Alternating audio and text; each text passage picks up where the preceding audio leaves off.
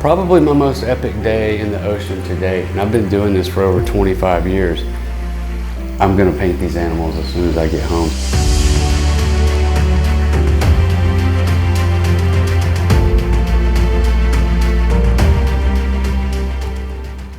Hey, I'm Deano Cook. I'm from Atlanta, Georgia, from Sink or Swim Studio, and I'm here with joyful Enriquez, a good friend of mine who is a painter that I really look up to. And we've gotten together for our third rendezvous now to do some mashup of styles and bust out this big painting behind me. We had first met back in April and did like a 4-day workshop together, started some paintings together, one collaborative painting, an 18 by 24 smaller one, and did some individuals. We were supposed to get back together to finish that. We had it scheduled for what, about 3 weeks ago? Yeah. And right before she came to town, I had just gotten back from a couple of recent trips to Isla Mujeres, Mexico, and was blown away at some of the experiences I had with whale sharks and manta rays. And so I called her up and I said, I got a little curveball for you. What do you think about us doing something for my new trip? Because I was so excited about it. And on top of that, how do you feel about going really big, something bigger than what we had done before? And your thoughts were? Yeah, I mean, that was really exciting to me. I've had the opportunity to hang out and observe a lot of the whale sharks over at the Georgia Aquarium, which has been really exciting. I've always wanted to experience them in the wild. Never had the opportunity, but Deano has. So when he came back with all this incredible material, I was just blown away and really excited to, in some ways, like paint some dreams into reality, something that he's already doing that I respect and want to learn from and want to incorporate in my own work, where you're going out in the wild and you're experiencing these animals and the environment in real time, and then bringing back those real world experiences and translating that, bringing that into your art. And I think it brings a level of realism and excitement and energy you don't get in your work unless you experience it for yourself. And so this was just exciting. That's what you and I both are all about. Yeah, I think that's a big reason why I was so attracted to working with you. Just because you have that work ethic, you have that drive, that passion to get into the water and bring that into your artwork. And that's something I strive to do as well in my work. So it's just exciting to work on something like this. And I mean, you really can't capture that feeling of the vastness of the ocean unless you paint big. I mean, you don't really get that in a small, like 8 by 10. So anytime we get a chance to do something of this size, you just feel like you're right there, almost like you're painting yourself into the painting and experiencing what it's like to be in the water for the first time again. And I think throughout this whole process, that's something we've wanted to communicate and share with people when they look at this painting, that they feel that kind of zen, that peace, that feeling of what it's like to really be there and observing these animals. One of my first thoughts when we discussed making a whale shark was to do it epic big, like I wanted to do something large. I would have went even larger given the chance.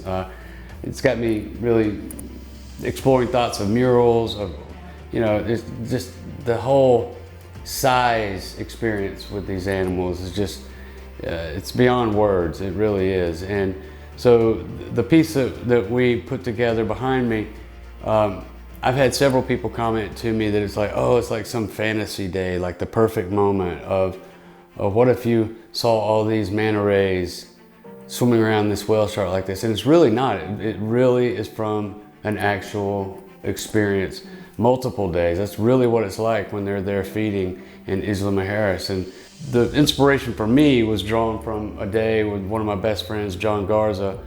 Probably my most epic day in the ocean to date. And I've been doing this for over 25 years. And just that particular day, the action was phenomenal. And God bless her, my poor wife, she decided to stay on shore and do a spa day that day. So she missed this day, but it was truly phenomenal. The water was so flat and calm. And from the minute we jumped in the water, actually before we even jumped in the water, the minute we pulled up to the site, there were, as far as the eye could see, 360 degrees all the way around us, dozens and dozens of whale sharks everywhere. we could see the white bellies of giant manta ray just doing acrobats under the water while they were in feeding cycles. And I couldn't get in the water fast enough, and I couldn't stop photographing them from topside. So it was like, I wanted to be in both places at once. I was so excited I couldn't believe what I was seeing. And the minute we hit the water, it just continued to happen nonstop the whole day. It was almost like school mentality, like when a predator is after a certain fish in a school, they can't focus on one certain fish to catch, and so they all get away. And that's kind of what it felt like that day. I didn't know what subject to focus on. There was just so much happening all around me. I do remember one particular moment I was focused on filming the manta rays doing backflips like the one behind me. And while I was doing that, all of a sudden I got hit broadside by a full speed traveling whale shark that literally rolled me down his whole body, scuffed up my skin they have like 80 grit sandpaper skin. And at the very end of the animal, like one clean swoop, poof, just knocked me off with his tail like I was just a simple flea, you know, totally blew my mind. And so as soon as I got back to land, I was already saying, I'm gonna paint these animals as soon as I get home. So that's why I knew I had your arrival on the schedule, and I thought, I don't know anybody better that would be more jazzed about it than myself to jump on board with something like this. So I was so excited when you agreed to do it. Well, something I just love about these animals, the manta rays and the whale sharks, and you know, obviously you've had a lot of experience with them, but I love how when the manta rays, when they're feeding and they're kind of doing those rolls, they're so acrobatic, they almost look like ballet dancers as they're moving through the water. Exactly. And these whale sharks, it always blows me away when I watch them how large they are, but yet how gracefully and effortlessly they move through the water. Just seems like it takes no effort for them at all, and they're just like gliding through the water. And it's just something it's really magical to me, almost has a dreamlike or a lyrical type feel. Watching them, it's just out of this world, and it is something that was just exciting to try to capture a little bit of what they're like. It's mesmerizing. Like I was trying to focus on composing shots the way I wanted them, and thinking of settings and composition and artistic ideas of how to capture it. And it's like, you just get so caught up in the moment and just enjoying living the moment that you jump in the water with all these thoughts of what you want to do, and to an extent, all that's out the window. It's like the ooh and ah factor kicks in, the jaw drops, and you're just like, I can't believe what I'm witnessing. And so that's what I was really hoping that we would bring into this painting to help people that don't ever get to experience something like this, give them the opportunity to enjoy and fall in love with these animals the way that people who are blessed enough to get to see them in person instantly fall in love with them. So, you know, I feel like if people don't see things, they don't love them. If they don't love them, they don't want to protect them. Right.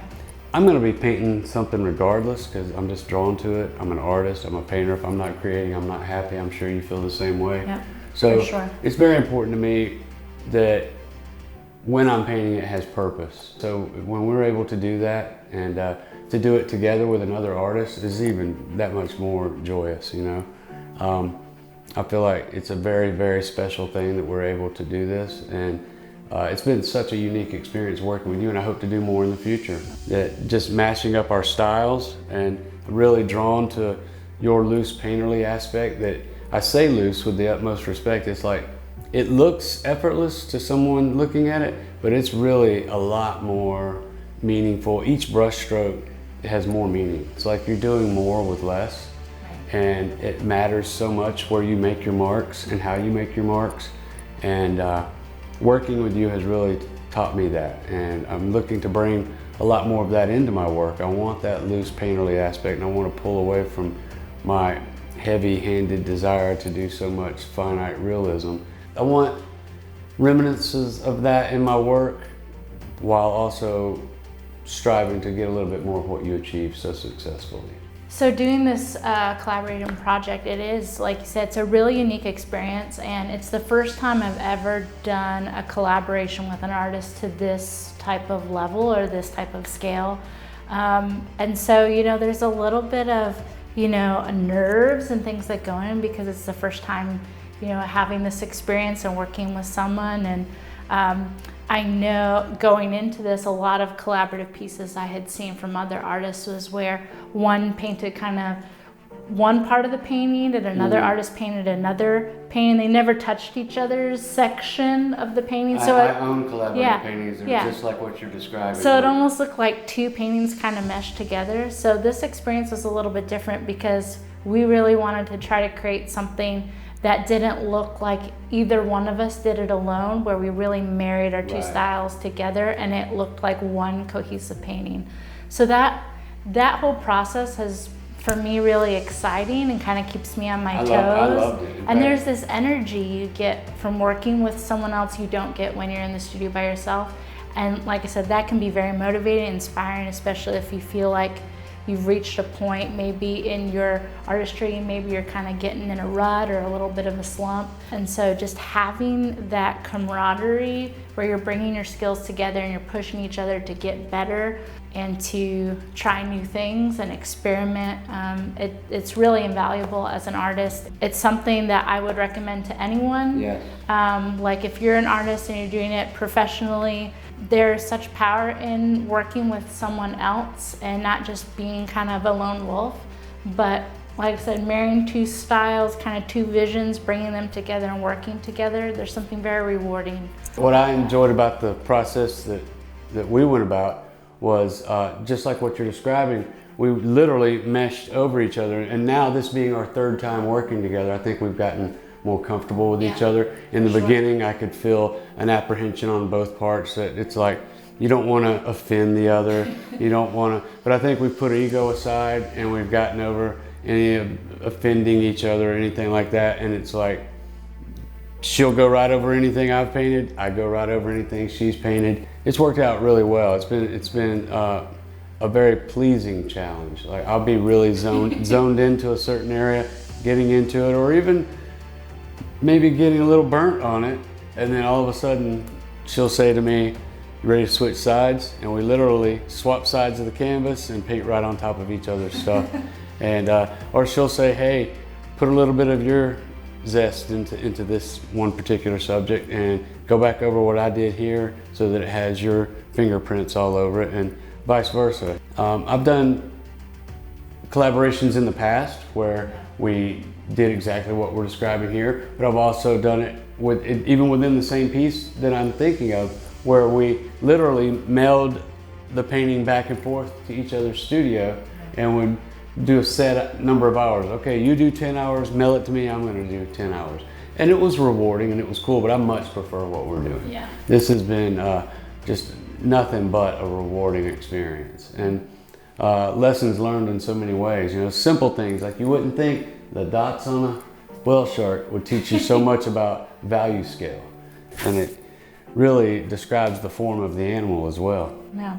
Well, I think it's really cool, just like talking about this. A lot of people, especially maybe who haven't been exposed to art a lot, that they are unfamiliar with kind of all the work that goes into creating something like this. And I think in some ways our workload doubled in some ways, but also was kind of cut in half because we were both doing it together. So how many hours do you think we put in this, or maybe like describe a little bit of the process? Because like we started talking about the diving and visiting the Georgia Aquarium and things like that, there's so much more that goes into it than just sitting in front of the canvas and whipping out a paint. There's a lot of designing and thought and careful. Well, as far as hours, I really couldn't say the hours, but I can describe the time frame and the energy level it took to go into it. And first of all, I'd start by saying working on a collaboration with another artist is such a enriching, rewarding experience. To answer your question more about the how much time we put in this, it started with, where do we start the clock? Do we start it at the reference gathering mission, or do we start the clock when you and I got together? So more to the point, we spent the entire first day together doing nothing but looking through material, watching videos that I had captured underwater, and going through literally thousands of photographs, talking about what is it we want to tell, what story are we trying to tell with this animal. Right. what angle do we want to portray it at. There was so much to consider, so that we're not just aimlessly just picking a random photo. So then there was so much thought that went into what type of water ceiling do we want to have. And so I felt like spending some time and having you view the videos and seeing the way these animals interacted and the way they move, I thought that was important. And so literally we spent the whole day just researching and selecting. And then we had a large roll of pre-primed, oil-primed linen that we had a giant board set up here that we put the linen on, and we weren't happy with the way it was laying down. And so we quickly decided we needed to cannibalize another painting that I had here in the studio, and we pulled the canvas off the wooden frame and wound up putting our linen on that frame to build what we see behind us. And because originally we weren't going to stretch the canvas, and then we decided it was going to be better for our working method if we went ahead and stretched it. We needed in the that beginning. taunt. Yeah. Right. We didn't want any play in it, no warping or distortion. On day one, the selection process, the canvas cannibalizing, the building of the new canvas, and then we got it all primed, tinted for the following day, and got our paint out on each pallet. And by that time we were pretty whipped. And so that was all of day one.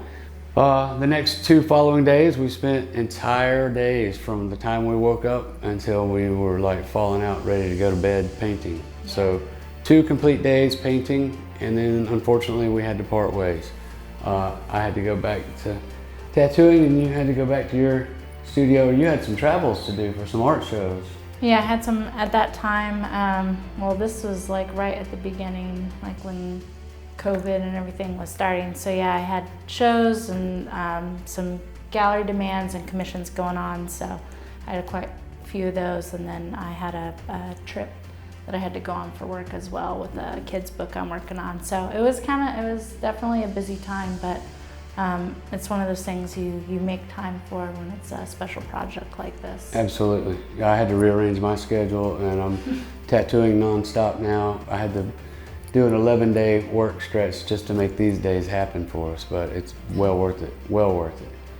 Back to the time frame we have in this thing. So that was the end of our first go around on this, and then we decided to get back together and rearrange some more appointments and some more dates.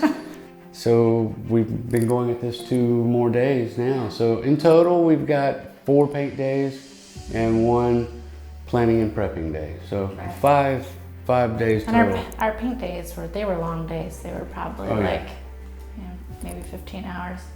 We were starting early in the morning, like 8, 9 o'clock, and then painting until like 10, 11. Yeah, I think neither one of us wanted to be the one to tap out. Yeah. So we both just kept going.